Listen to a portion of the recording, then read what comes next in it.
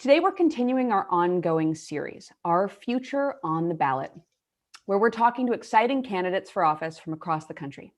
We're joined today by a key organizer of Oakland's housing justice movement, Carroll Fife, who's now running for city council in Oakland, California. Her resume is impressive. She was the founder of Moms for Housing. She's the executive director of Oakland's Alliance for Californians for Community Empowerment. Carroll is also the founder of Black Women in Elected Leadership PAC, an elected member of the Oakland NAACP's executive committee, and was a surrogate for Bernie Sanders in the 2020 presidential campaign. So let's give a little bit of background before we dive in. Why is housing such a big deal in the Bay Area?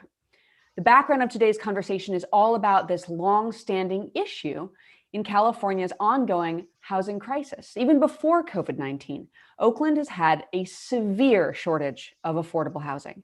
More than 59% of renters of color are classified as severely cost burdened. That means they're paying more than a third of their monthly income in rent. Displacement and evictions have long been the norm, and it's only gotten worse with the pandemic. But tenants have been organizing to fight back, with thousands going on rent strike and pressuring Governor Newsom for an eviction moratorium and rent cancellation. Now here we are on Rent Day, October 1st, talking with Carroll Fife, who's been in the center of that fight. And we are so thrilled. Carroll, thank you so much for joining us. Thank you for having me. So you are running for city council after all of this work organizing in Oakland.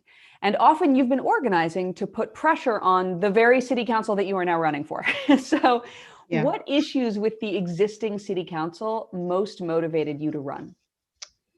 I think it is just this lack of urgency around all of the issues that we're fighting for. I work in partnership with people in so many different sectors: environmental justice, housing justice, jobs justice, mass incarceration, and the recent uprisings around America for people demanding more. Is something that is normal in the city of Oakland. It is one of the most amazing cities of resistance in the country, in the world. And this opportunity with people understanding and people drawing the parallels to what I've been organizing for a long time actually gave me the encouragement to run. I was voluntold, I say, by hundreds of individuals and organizations who are like, it is time for us right now. For everything that we've been fighting for. People get it. And we need deep transformation and a shift from the status quo now. I love that description of a city of resistance. That's a great phrase. So let's talk about that city, right? The Bay Area is this microcosm of the growing wealth inequality that we are seeing across America. And Oakland has really high rates of poverty, but also, like, just a few miles away, areas where a six-figure salary is kind of like the bare minimum. What are the conditions like right now for your constituents? They are really bad. They were bad before COVID. And now so many people that I know have lost income and are potentially on the verge of losing their housing. And it's not just renters, it's also homeowners. And I actually refer to homeowners as bank renters because their homes can be taken away and lost, as we saw in the 2008 financial crisis, in a very similar way that renters can lose their housing. Renters are less protected, but still bank renters are at risk as well. And so we've been organizing to ensure that they have a little bit of protection. And actually that's led to California having some of the strongest moratoriums in the country.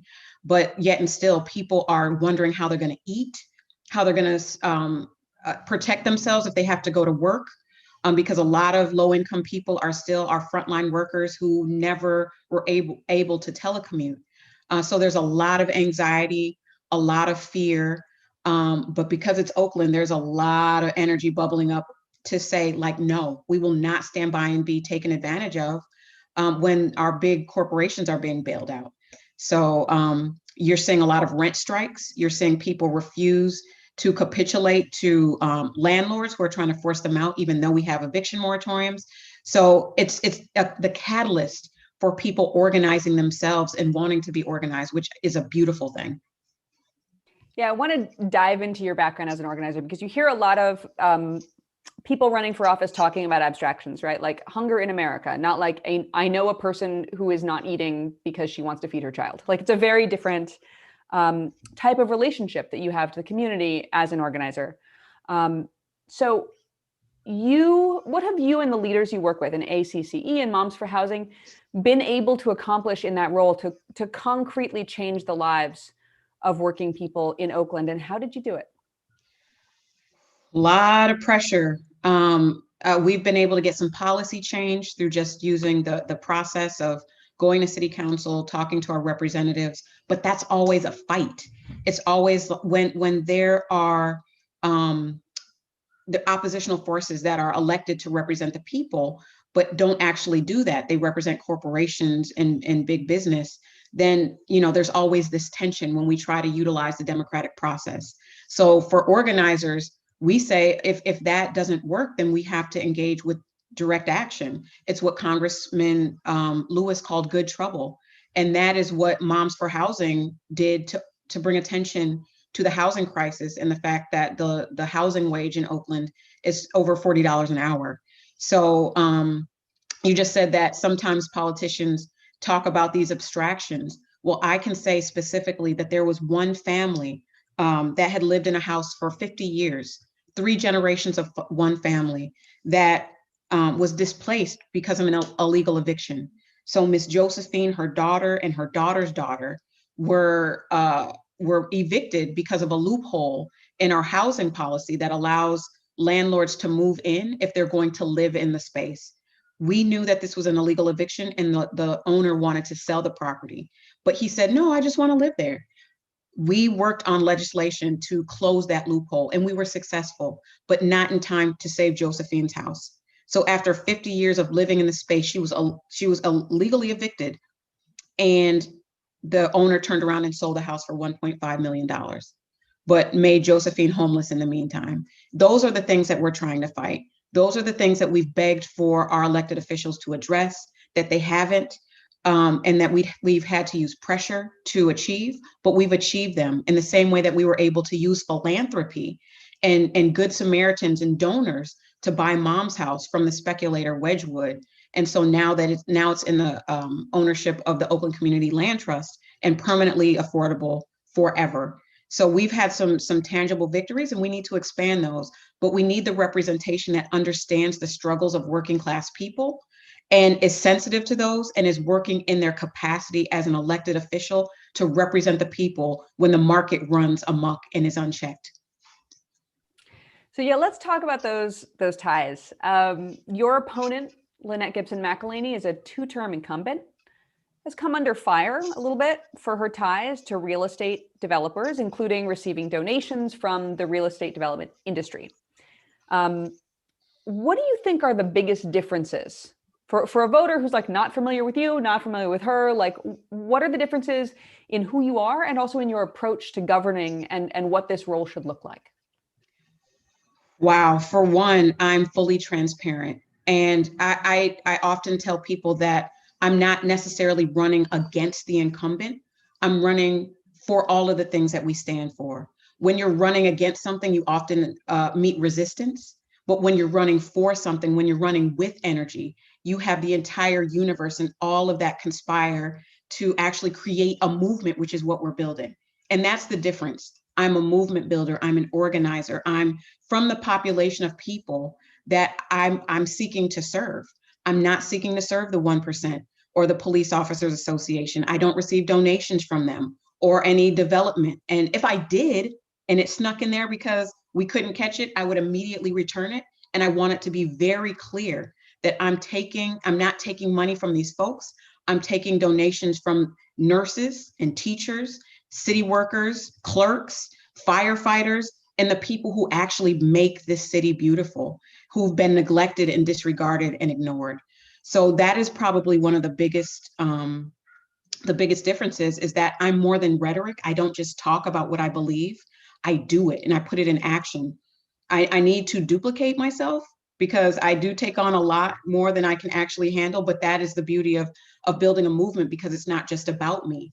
I'm urging people to engage in a similar way and organize, But yeah, I don't take money from the Police Officers Association and then say that I'm trying to fight and reform police. That's just not what I do. I'm very clear. You know where I stand, and you either like me or hate me. It's like you're not going to be confused. I'm very clear about what it is I stand for. I don't equivocate. And I think that allows people to trust me because I do what I say. And there's no question about what my principles are. So now that we're clear on your principles, I want to go back to something you said a minute ago about legislation, about how you had worked hard with this movement to craft legislation on eviction.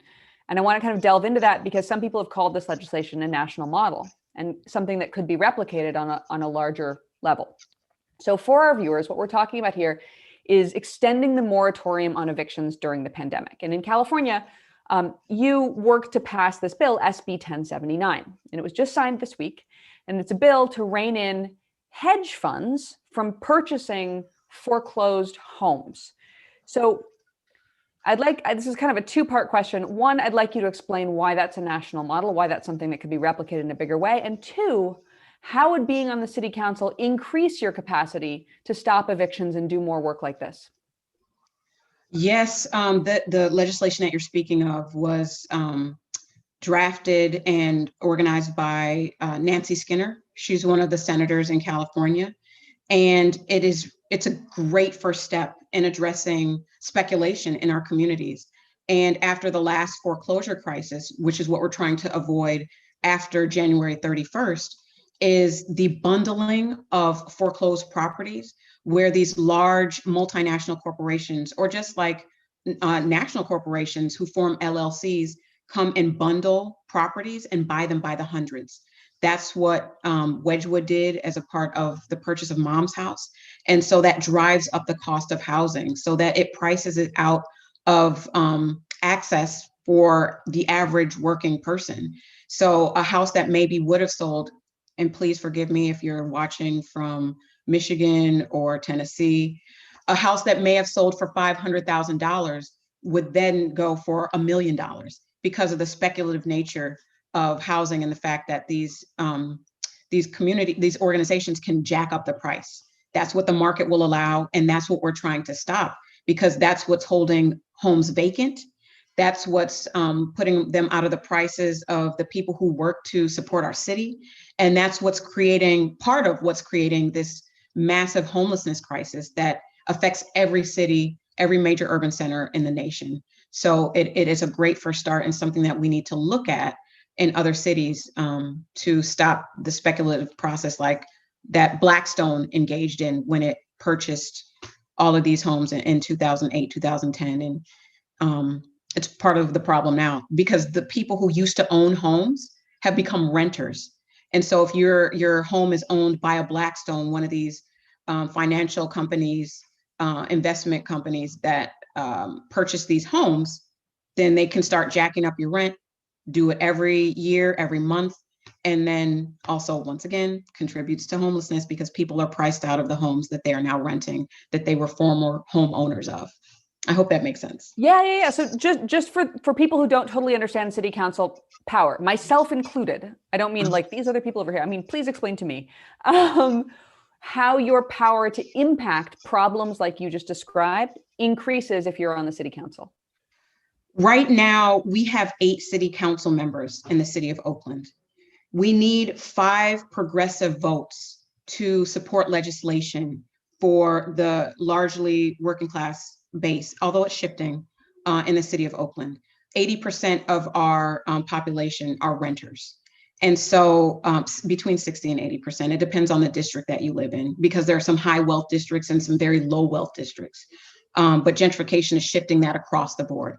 So if we had a progressive slate on the city council, we wouldn't have to fight for the legislation that would protect renters or protect the marginalized populations in our city. It would just be commonplace for progressive legislation to come forward or be presented by council members or presented by community, and it would just happen versus having to fight or have a slate, a conservative caucus that is working in the interests of the 1%. Got it. So a second ago, you said you were talking about the Mom's House, and you were talking about how putting it in the hands of the California Land Trust creates essentially like a backdoor path to rent control for this particular property. And last year, you were deeply involved in the fight for Prop 10, which would have allowed rent control more broadly across the state in California, but that proposal was defeated.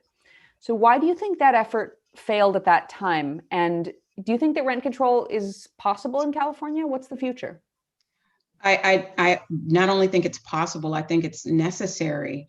And the reason that we were not victorious when we fought for Prop 10, the repeal of Costa-Hawkins, it's because the opposition poured so much money into buying civil rights organizations, into ads, into just negative messaging, because their bottom line would be impacted.